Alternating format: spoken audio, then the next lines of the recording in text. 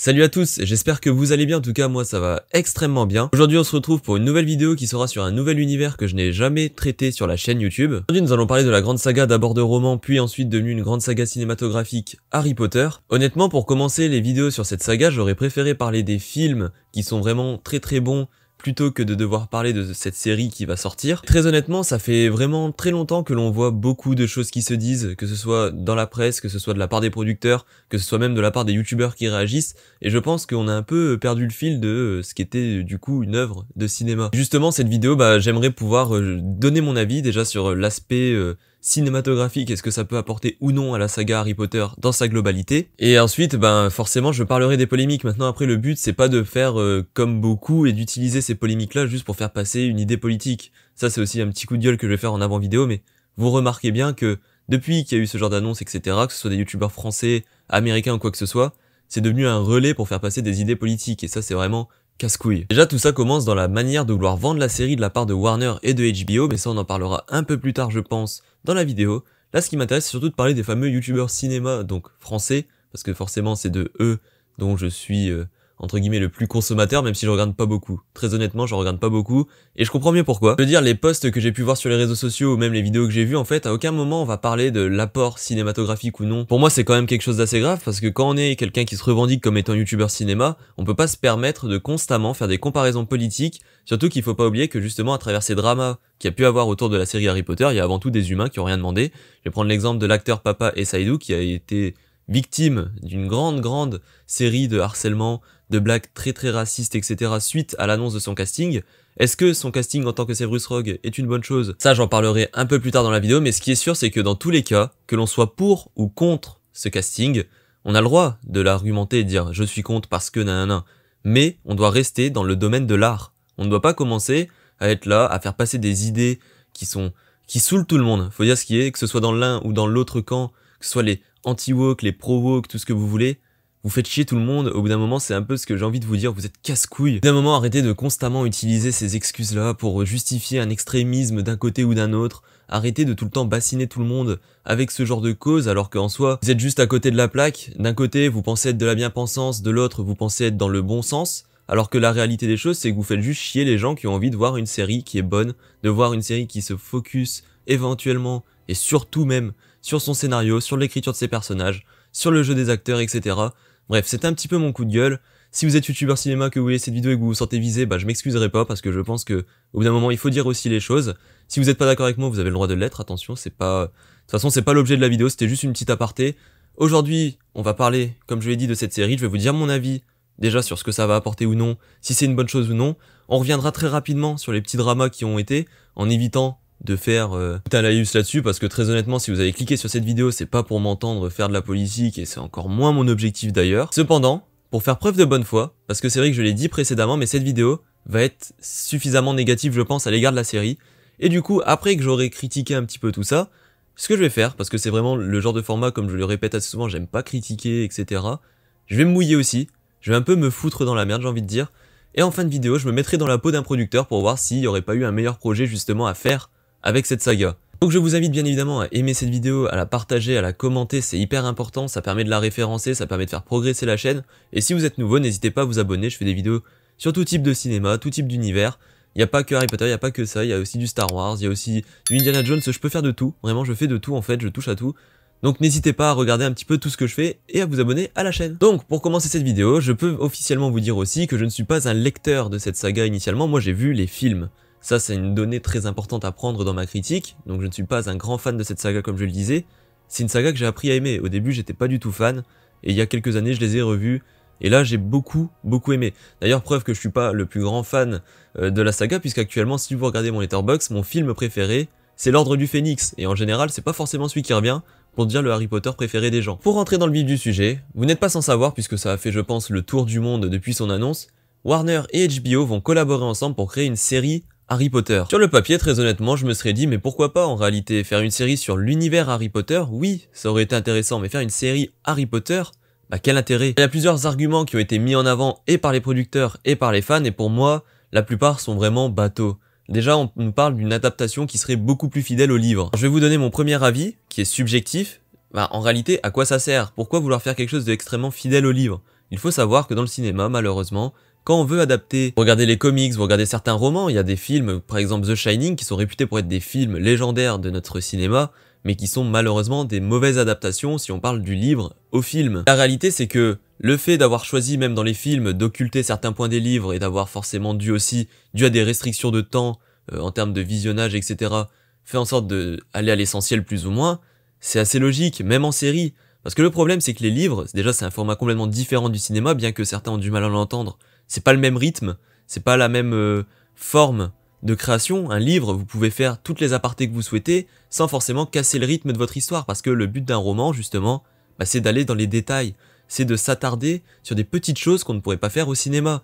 Sauf que le problème, c'est qu'une série Harry Potter, qui se veut être totalement fidèle au livre, c'est techniquement impossible. Déjà parce que même si à mon avis le budget de la Warner et de HBO va être très colossal, au bout d'un moment il faut quand même que la série rapporte de l'argent. Si la série flop, je vous dis pas les pertes que ça ferait, et c'est juste techniquement impossible, quand on voit la taille en plus des livres de J.K. Rowling, c'est impossible de tout adapter et de tout traiter en une série. Alors il faut savoir, c'est que le format se baserait sur une saison égale une année en plus de ça, et vous allez faire combien d'épisodes dans ce cas-là? Parce qu'à mon avis, ça va rentrer dans ce que l'on appelle les standards de nos jours, c'est-à-dire en général c'est 8 épisodes d'une heure ou c'est dans ces eaux-là. Je les vois pas faire plus, très honnêtement, mais en 8 heures, est-ce que ça suffit pour traiter l'intégralité d'un tome, sans forcément devoir mettre, comme je l'ai dit, de côté certaines choses? Et l'autre problème que j'ai avec les adaptations qui se veulent et se vendent comme étant les plus fidèles possibles, c'est qu'au final, il y a de moins en moins de créativité de la part du créateur tout simplement de la série.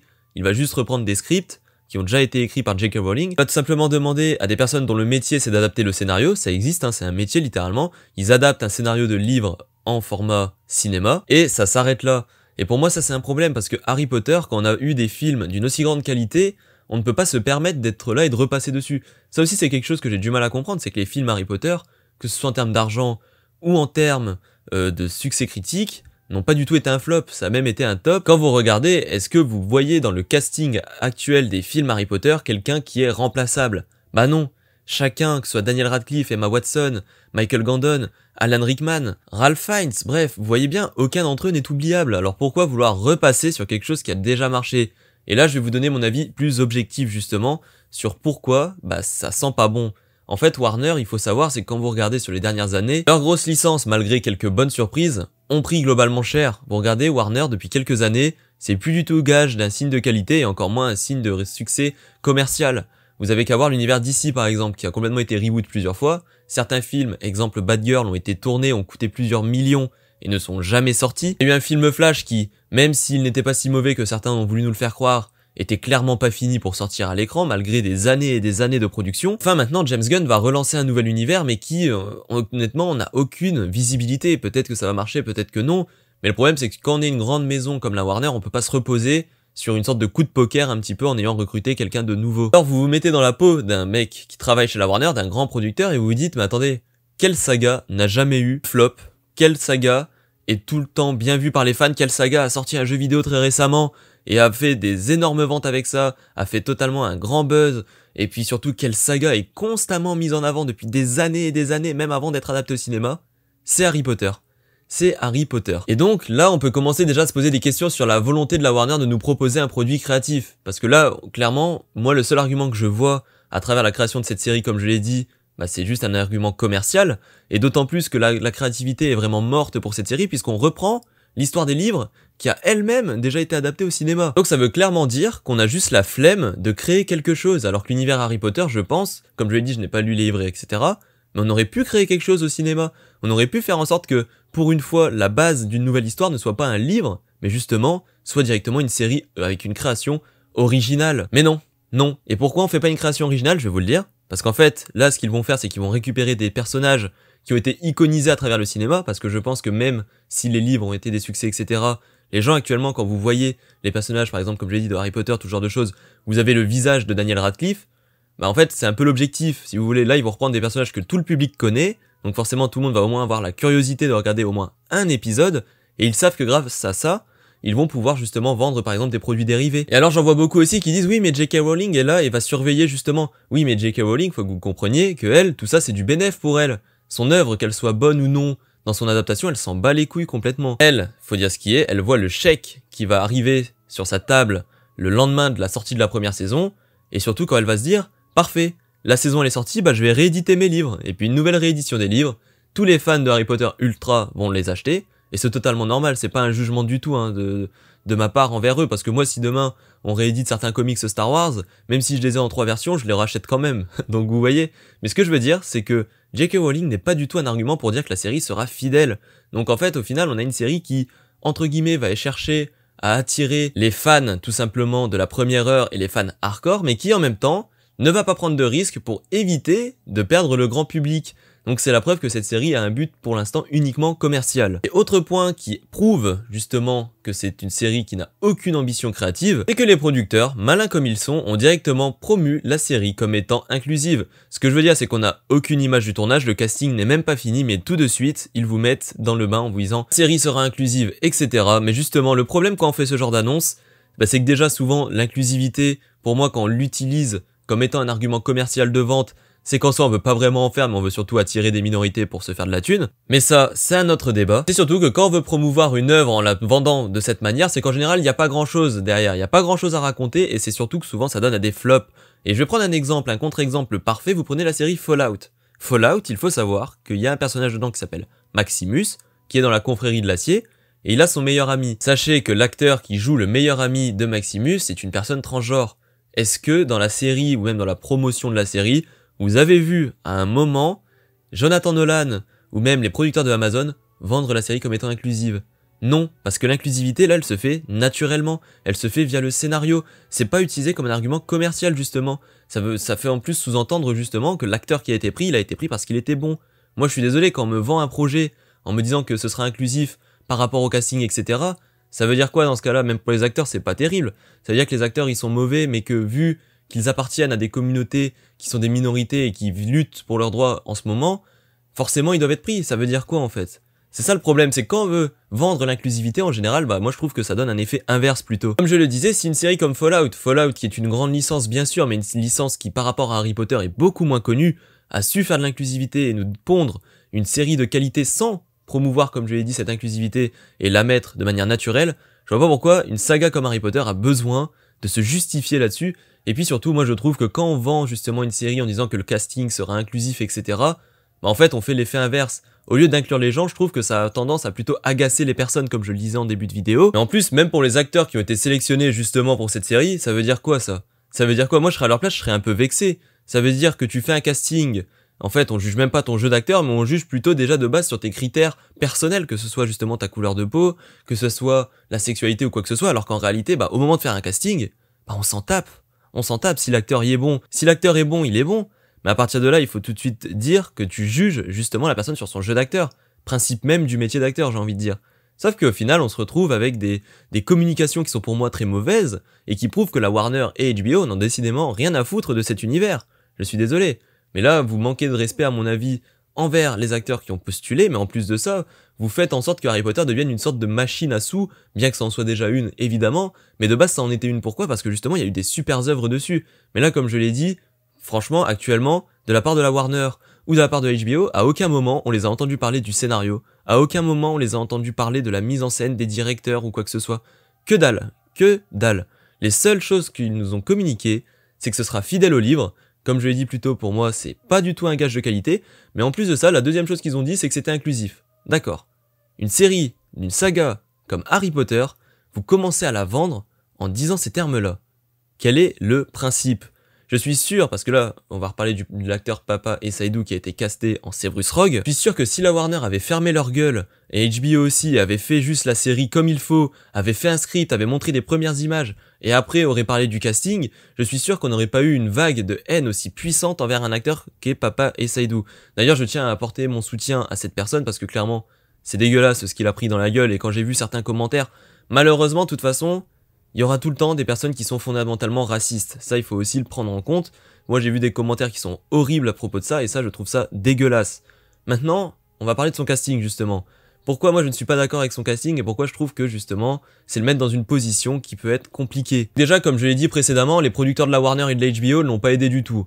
Mais le problème, par rapport à ça, moi, je ne connais pas cet acteur. Je n'ai jamais vu d'œuvre avec lui, et je n'ai pas de préjugés à vous dire là-dessus, puisque comme je l'ai dit, je ne connais pas cet acteur du tout. Alors mon premier problème, il est dans la visualisation, c'est-à-dire que pour moi, Rogue, c'est quelqu'un qui est plutôt en cinquantaine. Par exemple, Alan Rickman, dans les films, quand il a commencé à tourner, il avait 50 ans passés.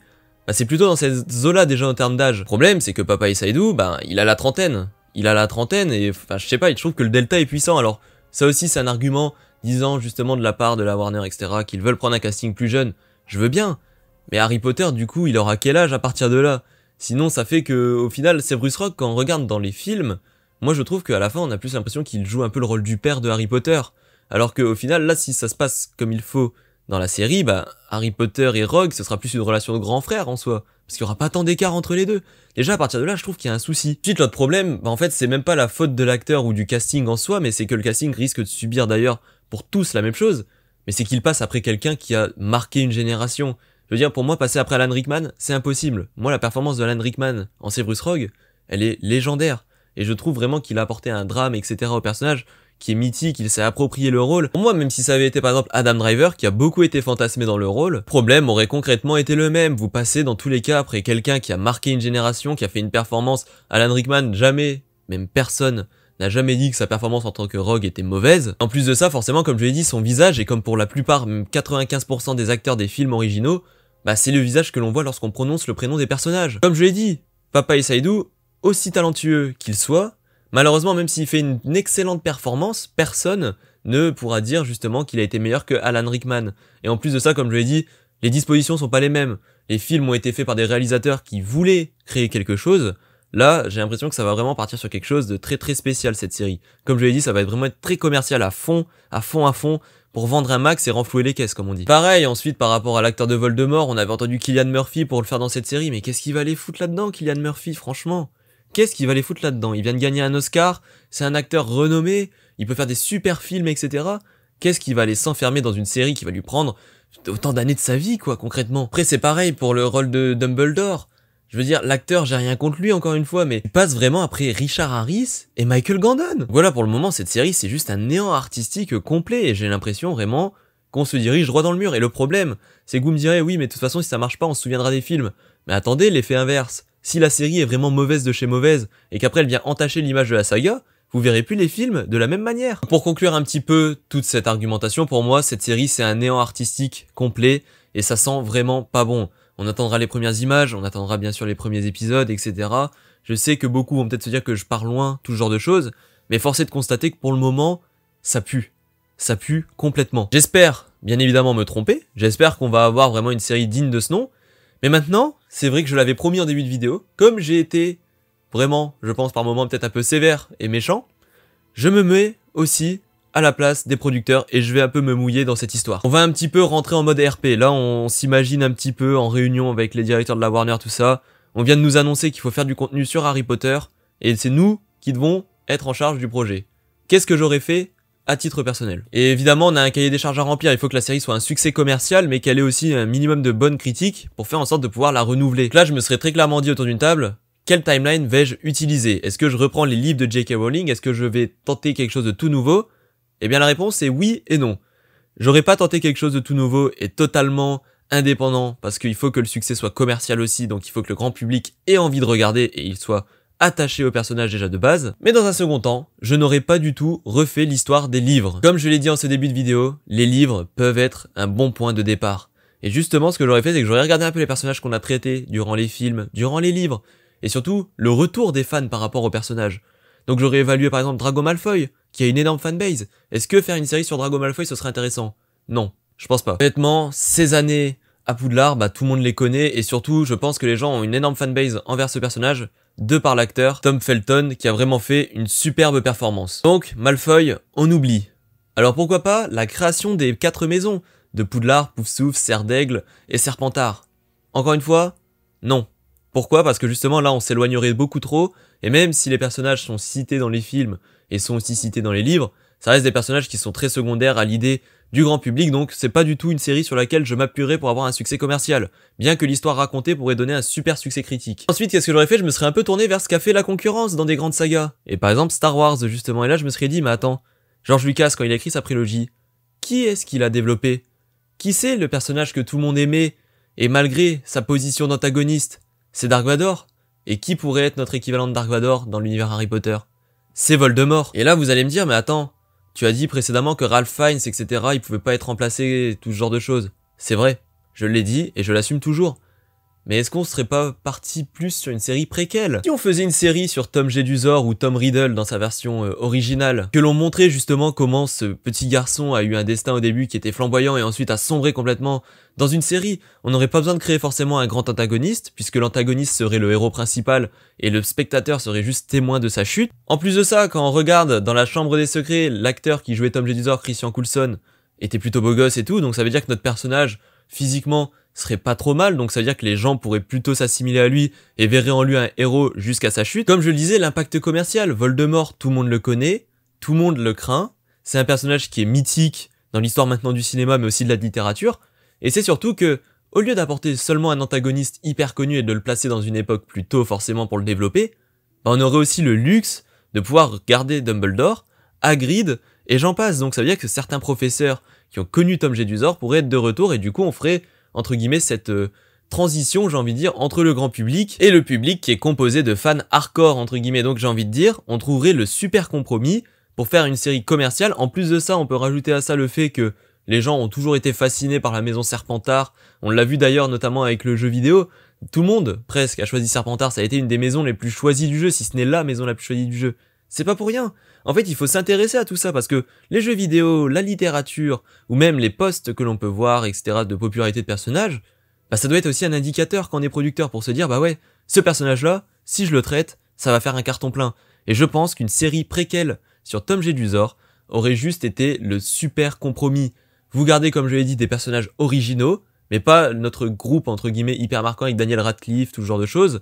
Vous auriez pu, justement, tout développer sur du long terme, et faire en sorte aussi de développer certains personnages, comme je l'ai dit, qui ont été cités, tout ce genre de choses, tout en restant dans le cadre de l'univers Harry Potter, sans vous éloigner trop loin, sans être trop original entre guillemets, parce qu'il faut pas oublier non plus qu'on est chez Warner, on veut pas trop se fouler, mais là au moins, il y avait un impact créatif, parce que l'histoire était à écrire. Les personnages auraient été ajoutés, vous auriez pu faire, comme je l'ai dit, développer certains personnages qu'on connaît déjà, la famille Gon, tout ce genre de choses. Vous auriez pu rajouter des nouvelles choses, des nouveaux personnages, développer peut-être des relations qu'a eu Tom Jedusor. Vous auriez pu prendre un personnage finalement des livres, rester fidèle au livre dans le sens où il faut pas non plus trahir le personnage, mais vous auriez pu apporter votre interprétation. Et vous auriez pu, comme je l'ai dit, faire la parfaite transition entre le grand public, le public plus restreint, le public de niche, on va dire, le public de fans finalement. Le succès commercial aurait été très important et c'est surtout le succès critique. Vous auriez pas eu autant de drama comme on a eu actuellement alors qu'on n'a même pas encore eu les premières images comme je l'ai dit. Et en plus de ça, vous auriez pu caster, vu que vous auriez eu la volonté en off de faire une série inclusive, bah vous les auriez castés, les acteurs justement que vous considérez comme tels, et puis bah personne n'aurait rien dit puisque ça aurait été des personnages originaux, écrits justement pour être comme ça. Et là, tout le monde aurait fermé leur gueule. Voilà, vous auriez esquivé des vagues de drama, vous auriez relancé votre licence, vous auriez peut-être même pu ensuite vous dire, bah vu qu'on a fait cette série-là, on va tenter quelque chose d'un peu plus risqué parce qu'on a bien emmagasiné. Mais non, au final, on se retrouve avec une série vide de sens, qui ne sert à rien et qui prend des risques pour rien aussi. Puisque les risques qui sont pris sont juste au niveau du casting et pas au niveau de la créativité. Donc voilà, c'est mon avis sur cette série Harry Potter. Pour moi, c'est une super mauvaise idée. Vous avez compris que moi, si j'avais été producteur, j'aurais fait un préquel sur Tom Jedusor, a.k.a. Voldemort, a.k.a. Tom Riddle dans sa version originale. Et je ne me serais pas du tout risqué à faire ce qu'ils font actuellement. Voilà, j'espère que cette vidéo vous aura plu. Si c'est le cas, comme je l'ai dit en début de vidéo, n'hésitez pas à vous abonner à la chaîne, à aimer cette vidéo, à commenter, à partager, c'est hyper important. Vous pouvez me suivre sur Twitter, sur Letterboxd et sur Instagram, tout est en description. Je vous invite aussi à rejoindre mon Discord, comme ça vous aurez une notification automatique lorsque je crée une vidéo et que je la poste. C'est aussi évidemment un moyen de garder contact avec vous, et si vous voulez me parler ou quoi que ce soit, bah, c'est par là que ça se passe. Voilà, je vous remercie d'avoir suivi, et je vous dis à très bientôt pour une prochaine vidéo. C'était Louitos, salut à tous!